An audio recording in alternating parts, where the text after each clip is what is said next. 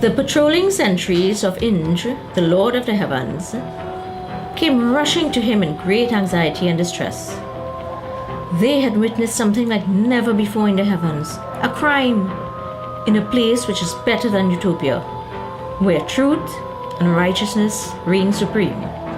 There had been a robbery, and the act was a very dastardly one. What sort of robbery are you here to report?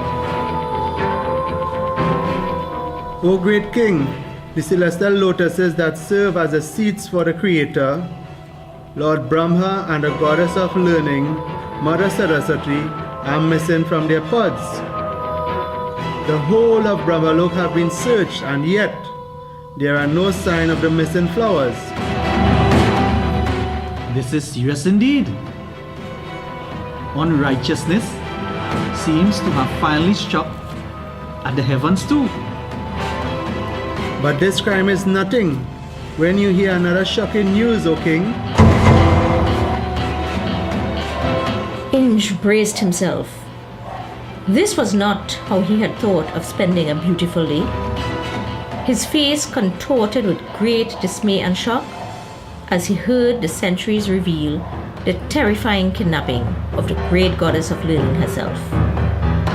No, that cannot be. Don't tell me that Mother Saraswati has been kidnapped. However, he quickly regained composure. He was the ruler of the heavens, and he had faced many crises, though this was really unique.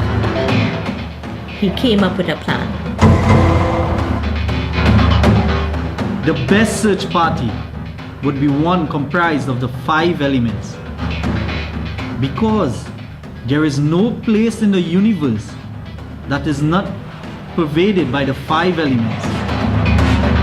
Summon space, wind, fire, water, and earth. Inj had absolutely no idea what he was up against. That was when the celestial sage and wanderer of the 3 worlds, Narad, made his appearance. Narayana, Narayana, Narayana, Narayana, Narayana, Narayana. Inj quickly updated him on what had happened and asked, Oh Narad, have you seen Mother Saraswati and the missing celestial lotuses anywhere? Narayana, Narayana, I haven't the slightest idea. In the meanwhile, the elements assembled in Inj's presence. Bhumi, Vayu, Akasa, and Varuna stood in perfect attention. But hey, wait a minute, where was Agni? The god of fire Agni was conspicuous by his absence.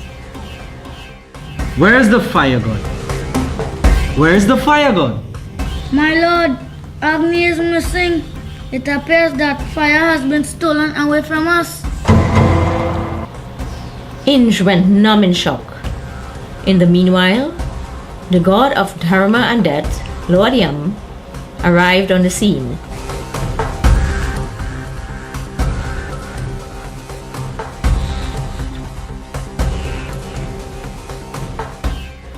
He seemed furious and came swirling his mighty mace.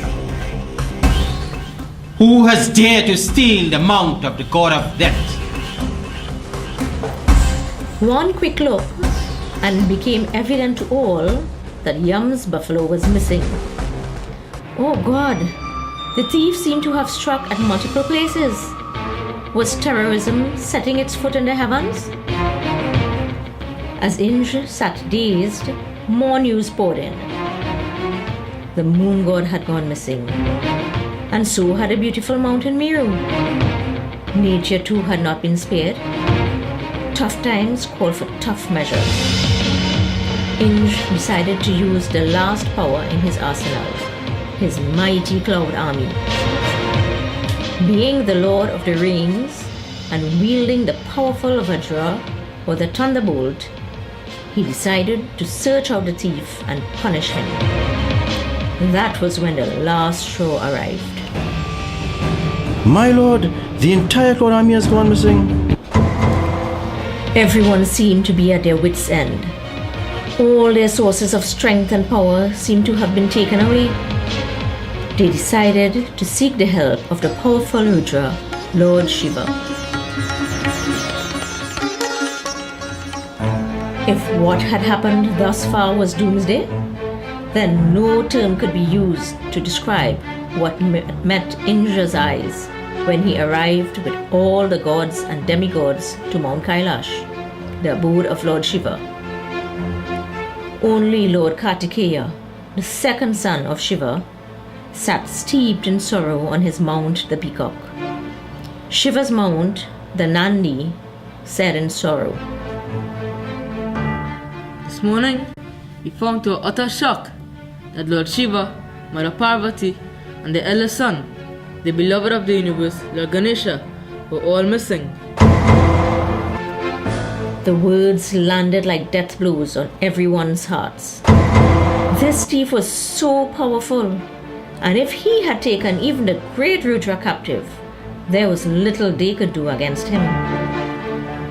Even as they began to despair, a great bird, the eagle Garuda, swooped from the skies above.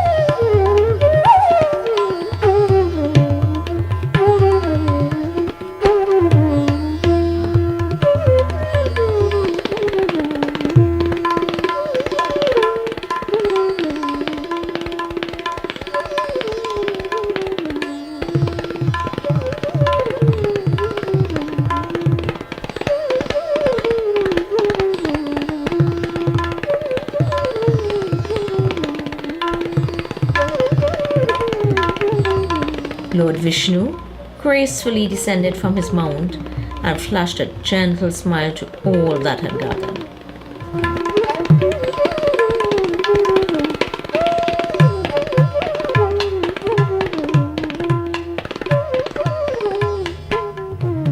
Lord, only you can save us from this impending calamity.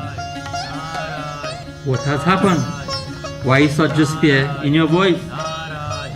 O Narayana, this morning several thefts have been reported. The divine lotuses, the moon, fire, Yam's buffaloes, Mount Meru, and even my huge cloud army. And added to that, Mother Saraswati, and now the whole family at Kailash, barring Kartikeya, have been kidnapped. We don't know who the culprit is, but we fear his power.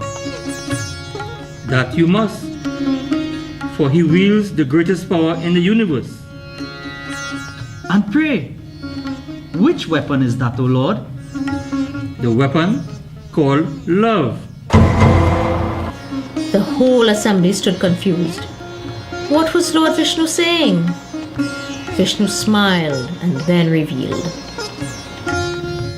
Listen, O denizens of the heavens, Lord Shiva and Mother Parvati have not been kidnapped. They have gone to the world on their own accord as Shiva Shakti Swarupa. And to assist this avatarhood, the moon have been taken to serve as a face, the lotuses serve as his eyes, Agni, the Lord of Fire, serves him now as his vesture, and the beautiful mountain Meru sits on his cheek as a divine mole. And Indra, your cloud army, is in his service as his beautiful curly hair. Lord Ganesha sits at the entrance of his abode, while Goddess Saraswati is at the entrance of his educational training ground. He has gone to the earth to empower man with the greatest force in the universe, love. There was jubilation and applauding everywhere. This revelation and assurance from Lord Vishnu brought celebration everywhere. However, in the sea of happy faces was one unhappy face, Yum. Lord, what about my buffaloes?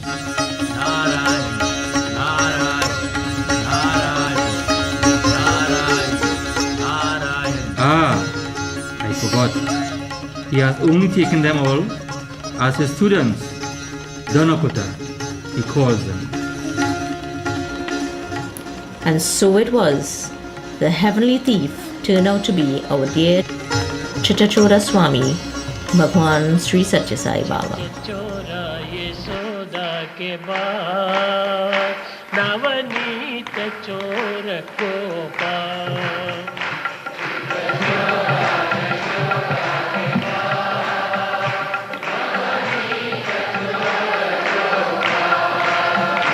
चित्तचोरा Yashoda के बाद नवनीत चोर गोपाल